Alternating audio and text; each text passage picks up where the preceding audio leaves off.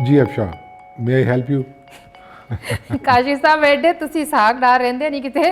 नहीं सीरियसली अफशा, ये एक बहुत बड़ी जीत है इसहाक डार साहब के लिए, उनकी फैमिली के लिए, मुस्लिम लीग नवाज के लिए और पाकिस्तान पाकिस्तानी पॉलिटिशियंस के लिए, ऐसे तमाम सियासतदानों के लिए जिन्हें हमारे यहाँ हमारा मीडिया, आज़ाद मीडिया, हमेशा से चोर डाकू लुटेरा बताता रहा है। डिमोनाइज करता रहा है।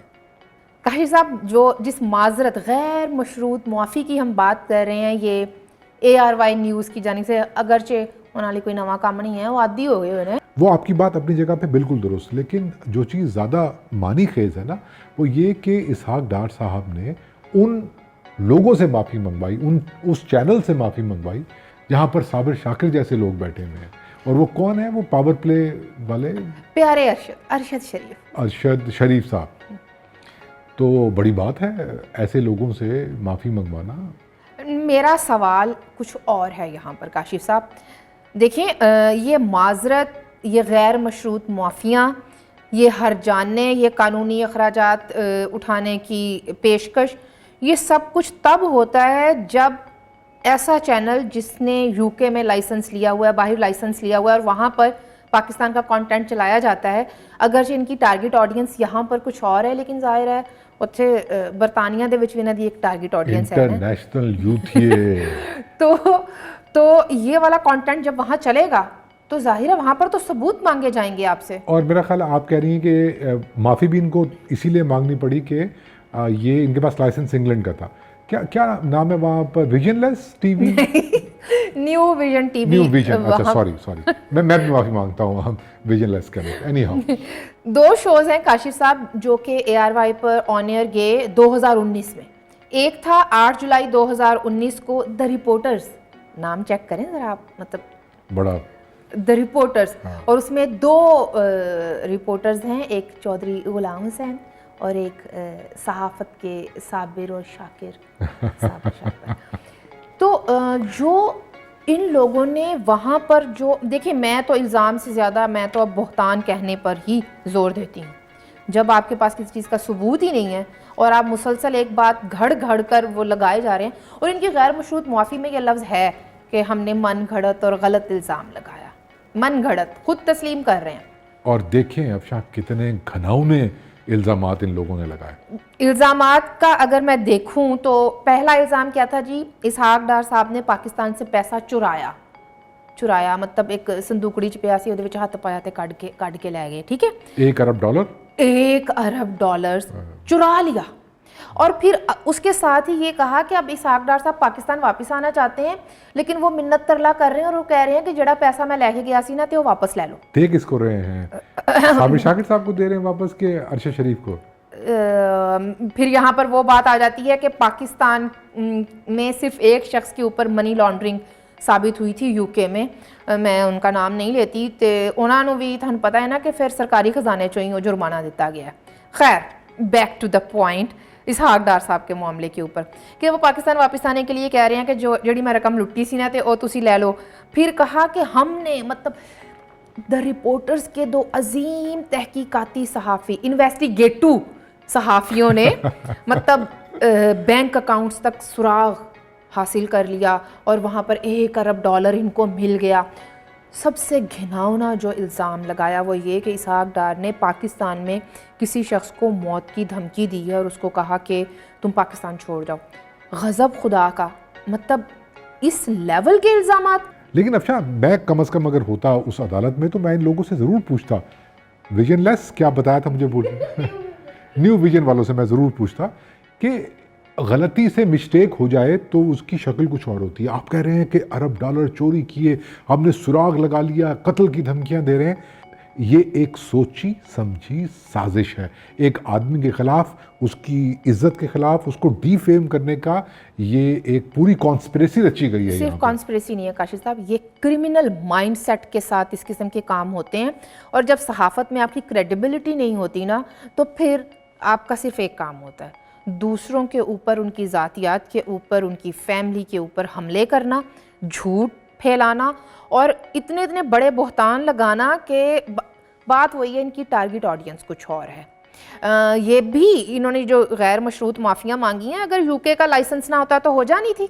8 जुलाई का द रिपोर्टर्स ने तो जो किया 2019 में, एक माह के बाद 8 अगस्त 2019 में अरशद शरीफ ने अपने शो पावर प्ले, मतलब नाम चेक करें आप इनके शोज़ के, पावर प्ले में इन्होंने पीएम के मुआविन खसूसी बराए एहतसाब व दाखिला को बुलाया, जिस जाहिर है पहले मिथियां होंदियां आपस दे विच, हमने ये बात करनी है, मैं सवाल थ्रो करांगा तुसी वो जवाब देना है, ते ठीक है हम भी ऐसा कर लिया करें ना तो प्लीज़ पंच लाइन्स नहीं, फिर वो लैल पूरी ही करेंगे। उन्होंने इसहाक डार साहब के हवाले से दावा नहीं किया, सीधा सीधा इल्ज़ाम बहतान कि फाइनेंशियल मॉनिटरिंग यूनिट के ज़िम्मेदार ये थे और उन्होंने चौधरी शुगर मिल्स में कुछ अफराद के तहफ़्फ़ुज़ की खातिर अहम इदारों को अकाउंट्स तक रसाई नहीं होने दी, उनके काम में रुकावटें डाली, और ये सारी बातें अरशद शरीफ के शो में हुई और फिल्दियों ने इसके ऊपर 2 साल जश्न मनाया। खान साहब भी अपनी तकरीरों में अपने अजीम तरीन खुतबात में ये हवाले देते पाए गए। लेकिन अब आज जब गैर मशरूत माफ़ियाँ मांग रहे हैं तो अब आप आज तस्लीम कर रहे हैं कि फ़ाइनेंशियल मॉनिटरिंग यूनिट तो स्टेट बैंक ऑफ पाकिस्तान के ज़ेर इंतज़ाम है बराह रास्त, तो उनके साथ तो इसहाक डार साहब का कोई मामला ही नहीं था। I think once again I'll repeat, it's a great victory for इसहाक डार साहब, और उन्होंने जो स्पेस सियासतदानों को दिया, बाकी आप देखें ना, आप के बिलावल भुट्टो जरदारी ने अपनी स्पीच में एक बात कही ऐसे ही सहाफ़ियों के बारे में जो कि बिल्कुल दुरुस्त थी। मैं समझता हूँ कि उनका जो मौक़िफ़ था, क्योंकि सबसे ज़्यादा जो डिमोनाइजेशन का सामना करना पड़ा वो तो पाकिस्तान पीपल्स पार्टी को बर्दाश्त करना पड़ा। ये सारे जो सहाफ़ी थे, अच्छा मुझे आप एक नाम अगर हम लें जो सुपरस्टार हो सहाफ़ियों का पाकिस्तान में, एंकर हो और वो बगैर सियासतदान को गाली दिए यहाँ तक पहुँचाओ, यहाँ पर आपके सीवी में एज सहाफ़ी, एज जर्नलिस्ट, एज एंकर सबसे पहली जो चीज़ लिखी होती है कि मैं सियासतदान को इतनी बड़ी गाली दे सकता हूँ, इतना बड़ा इल्ज़ाम लगा सकता हूँ बेसलेस।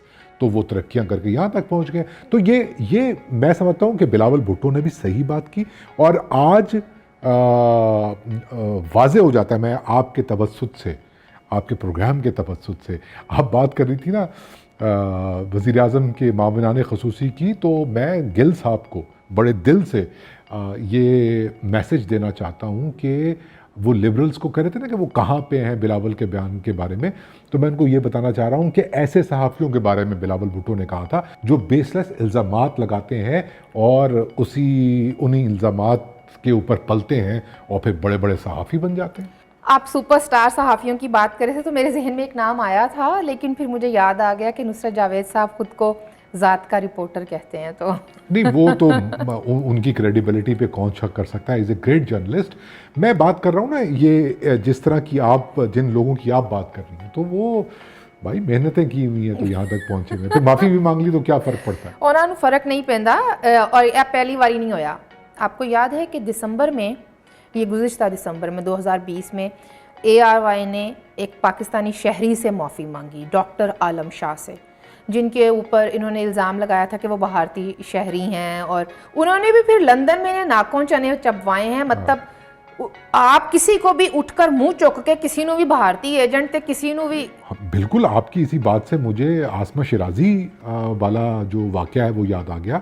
हम जानते हैं कितनी क्रेडिबल सहाफ़ी, कितनी मेहनत से वो इस मकाम तक पहुंची, और खुशी हमें ये होती है कि इस मर्दाना और मिसोजिनिस्ट एक इन्वायरमेंट में वो जो है अपने टैलेंट की बुनियाद पे यहाँ पहुंची है। कोई भी एक सहाफ़ी उठता है, सहाफ़ी शहाब शतुंगड़ा सहाफ़ी है काशिफ, चलें ठीक है, आप उनको सर्टिफिकेट ना दें सहाफ़त का, वो बहुत खफा होंगे इस बात के ऊपर, लेकिन कोई भी एक बंदा सोशल मीडिया पे उठता है और इल्ज़ाम बांध देता है कि जी इंडिया के साथ उनके ताल्लुकात और ये और बैरूनी फंडिंग एजेंट, तो ये हुकूमत जो बिल लाने की बात कर रही है ना, ज़रा उनके खिलाफ लाए ना ये बिल। तो काशिफ साहब, ये सहाफ़त है कि किसी को भी उठकर गद्दार एजेंट ये वो करार देकर दिमागों को इस हवाले से तैयार कर दिया जाता है, जब तक के अपने माफ़ियाँ शाफियाँ ना की हो, गैर मशरूत माफ़ियाँ।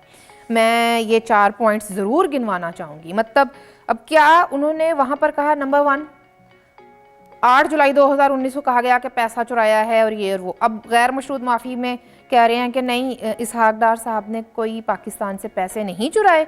नंबर 2, बैंक अकाउंट्स तक इन्वेस्टिगेटिव सहाफ़ियों ने जो बैंक अकाउंट्स का सुराग लगाया था, हमें कोई सुराग नहीं मिला। नतीजतन पैसे चुराने का तो कोई सवाल ही पैदा नहीं होता। और वापसी के लिए जो वो कह रहे थे ना, रकम ऑफ़र कर रहे थे, वो भी हम गलत कह रहे थे। और हमने ये भी गलत कहा कि मौत की धमकियाँ दी। आप इस मुआफ़ी से you can't get away with that. You can get away with that, लेकिन एक बात सोच रहा हूँ मैं कि अरशद शरीफ साहब की आदत है बॉलीवुड के किसी फिल्म के कोई सीन लगाने की जो जुड़ते हों करंट सिचुएशन के साथ। इसहाक डार साहब को आप क्या मशवरा देंगे, कौन सा सीन लगाएं जिससे तसल्ली हो जाए AR की और ठंड पै जाए साबिर शाकर को और अरशद शरीफ को? मेरा ख्याल है कि वो याद है आपको, थप्पड़ की गूंज सुनी है?